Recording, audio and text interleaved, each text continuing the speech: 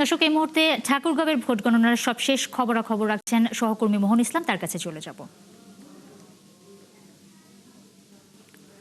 মোহন, ঠাকুরগাঁও এক আসনে এরই মধ্যে আমরা জানি বিএনপি মহাসচিব মির্জা ফখরুল ইসলাম আলমগীর এরই মধ্যে জয়ী হয়েছেন। ঠাকুরগাঁওয়ের ভোট গণনার আগে কি আপডেট রয়েছে সেটা যদি একটু বলেন।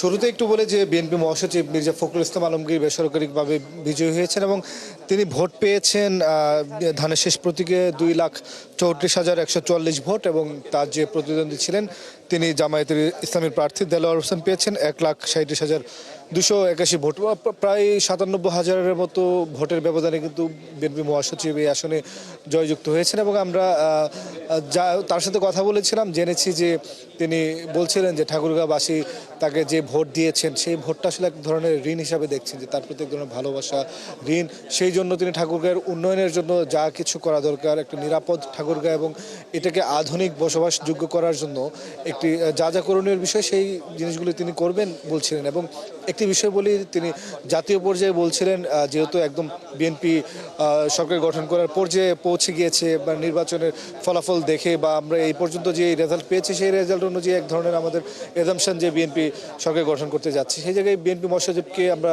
প্রশ্ন করেছিলাম। তিনি বলেছেন যে বিএনপি যখন সরকার গঠন করবে বিএনপি গণতন্ত্রকে যেন সামনে এগিয়ে নিয়ে যায়, বাংলাদেশের যে অবরুদ্ধ গণতন্ত্র ছিল সেটা যেন আর কখনো সেই অবস্থায় না যায়, একটি মুক্ত গণতান্ত্রিক পন্থা এবং যেন বাংলাদেশে মন খুলে কথা বলতে পারে, সমালোচনা করতে পারে এবং সঠিকভাবে ভোটাধিকার প্রয়োগ করতে পারেন, সেই ধরনের একটি ব্যবস্থা তারা চালু করতে চায়। পাশাপাশি তিনি বলছেন যে মানবাধিকার বিষয়টিকে তারা খুবই গুরুত্ব দিবেন। আপনি জানেন যে গেল 16 বছরে আওয়ামী লীগের শাসন আমলে গুম খুনের এক ধরনের যে অনুশীলন বা প্র্যাকটিস বলবো, সেটা বাংলাদেশের মানুষের কাছে একটি রেগুলারের ঘটনা হয়ে গিয়েছিল, যেটার বিচার এখন আসলে চলমান রয়েছে।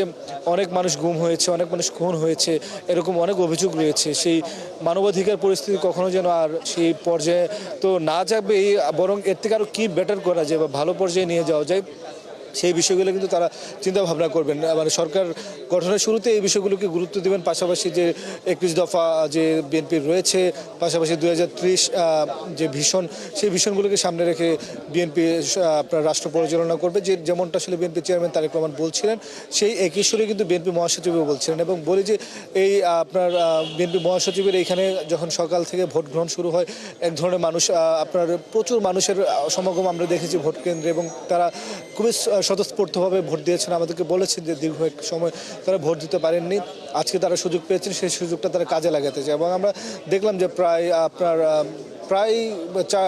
4 লাখের মতো ভোট কিন্তু এই যে আপনার ঠাকুরগাঁও এক আসনে সেখানে প্রয়োগ করা হয়েছে এবং এটা শতাংশে গেলে আমরা প্রায় দেখি 70%-এরও অধিক। এবং এই পরিমাণ ভোটাধিকার করার কারণে আসলে এখানে যারা রিটার্নিং কর্মকর্তা বা সহ রিটার্নিং কর্মকর্তা যারা রয়েছেন তারাও বলছিলেন যে মানুষের যে স্বতঃস্ফূর্ত যে আপনার ভোটের দেওয়ার জন্য যে লাইন দেখেছেন তারাও আসলে আপ্লুত।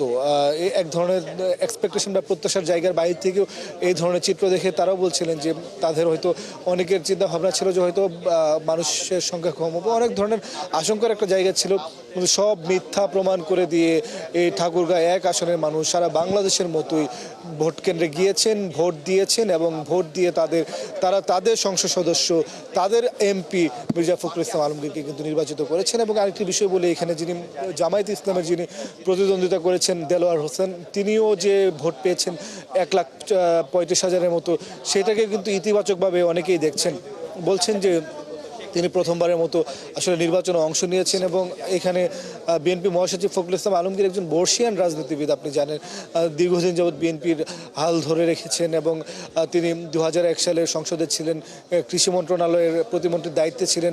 সেই জায়গায় এরকম একজন বর্ষিয়ান রাজনীতিবিদের সাথে তিনি প্রথম নির্বাচনে এই যে ভোটের পরিমাণটা বলা হচ্ছে, সেই জায়গায় অনেকে আসলে আমরা জনগণের সাথে কথা বলছিলাম, অনেক এখানকার যারা স্থানীয় বিশ্লেষক বা অন্যান্য রাজনৈতিক দলের নেতাকর্মী রয়েছে তারা বলছিলেন জিনিসটাকে তারা খুব অ্যাপ্রিসিয়েট করে, অর্থাৎ খুব ভালোভাবে গ্রহণ করেছে। সেই জায়গায় যে এই এলাকার মানুষ তাদের মত দিতে পেরেছে, তাদের ভোট দিতে পেরেছে, যেহেতু আপনি জানেন 14 সালে আসলে এক ধরনের আমিডামি নির্বাচন, যেটা আসলে বিনা ভোটের নির্বাচন হিসেবে অনেকে বলে থাকেন, অভিযোগ রয়েছেন। এবং 153টি আসনে তখন নির্বাচন হয়নি, এমপি নির্বাচিত হয়ে গিয়েছিল। এবং যে বিষয়টি সালে আমরা দেখি যে নির্বাচনের আগের দিন রাতে ব্যালট বাক্স ভরে ফেলার এক ধরনের অভিযোগ শুনেছি। এটার অনেক আপনার যে এই 3টি নির্বাচনের জন্য একটি কমিশন গঠন করা হয়েছিল, সেই কমিশন তাদের প্রতিবেদনে বলেছে যে 2018 সালে আসলে মধ্যরাতের মধ্যেই এই বেশিরভাগ ব্যালট বাক্স তারা আওয়ামী লীগের তৎকালীন সরকার এটা ভরে রেখে দিয়েছিল। এবং 2024 আপনি জানেন যে বিএনপি নির্বাচন বর্জন করে নেয় এবং সেখানে আওয়ামী লীগ তাদের আমিরামি একটি নির্বাচন করে ফেলে এবং তার 7 মাসের মাথায় তাদের আসলে ছাত্র জনতার যে অভ্যুত্থান, সেই অভ্যুত্থানে তাদের সরকারের পতন হয়। শুধু পতনই হয়নি, তাদের যে প্রধানমন্ত্রী আওয়ামী লীগের দলীয় সভানেত্রী ছিলেন শেখ হাসিনা, তাকে আসলে ভারতে পালিয়ে যেতে হয় এবং দলের একটি বড় অংশের নেতাকর্মী বা নেতারা যদি বলি, সংসদ সদস্য থেকে শুরু করে আপনার তখনকার ক্যাবিনেটের মন্ত্রীরা, তাদেরকে কিন্তু আপনার দেশের বাইরে পালিয়ে যেতে হয়েছে এবং অনেকেই আত্মগোপনে থাকতে হয়েছে। সেই জায়গা থেকে আসলে যখন এই অন্তর্বর্তীকালীন সরকার গঠন করা হয় এবং তার গঠনের 1.5 বছর পর এই নির্বাচন এবং নির্বাচনের মাধ্যমে বাংলাদেশের যে গণতন্ত্রের যাত্রা, সেই যাত্রা শুরু হলেও বলে কিন্তু রাজনীতিবিদরা বলছেন, বিশেষ করে মির্জা ফখরুল আলমগীর তিনি বলছিলেন যে এই নির্বাচনের মাধ্যমে বাংলাদেশের গণতন্ত্রের যাত্রা শুরু হয়েছে, যে যাত্রা আসলে অবিরাম চলমান থাকবে এবং সেই গণতন্ত্রকে ধরে রাখার জন্য গণতন্ত্রের যে প্র্যাকটিস রয়েছে, সেই প্র্যাকটিস করার জন্য যা যা প্রয়োজন, যা যা করণীয়, সবগুলো কিন্তু বিএনপি করবে।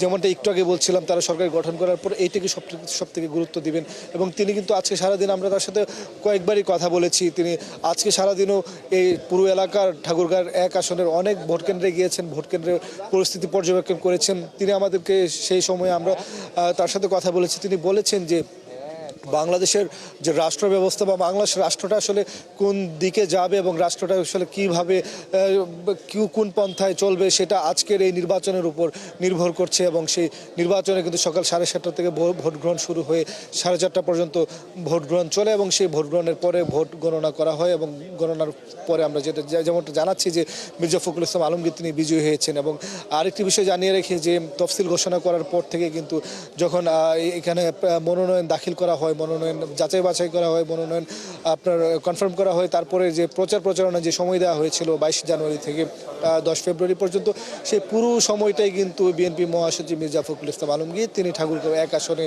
তিনি সময় দিয়েছেন। তিনি প্রায় প্রতিটি ইউনিয়ন থেকে শুরু করে পৌরসভা ওয়ার্ডে গিয়েছেন, জনগণের সাথে কথা বলেছেন। মোহন, অনেক ধন্যবাদ আপনাকে। দর্শক, ঠাকুরগাঁও থেকে আমাদের সহকর্মী মোহন ইসলাম যুক্ত হয়েছিলেন। তিনি আসলে অনেক তথ্য দর্শকদের উদ্দেশ্যে জানাচ্ছিলেন এবং যার মধ্যে আসলে গুরুত্বপূর্ণ একটি তথ্য হচ্ছে ঠাকুরগাঁও 1 আসনে এরই মধ্যে বিএনপি মহাসচিব মির্জা ফখরুল ইসলাম আলমগীর বেসরকারিভাবে জয়ী হয়েছেন এবং আসলে নির্বাচন গঠনের পর তাদের কি কি কাজ আছে এবং তারা কি কি কাজ হাতে নেবেন করবেন, সেই বিষয়গুলো আসলে জাতির সামনে তুলে ধরেছেন।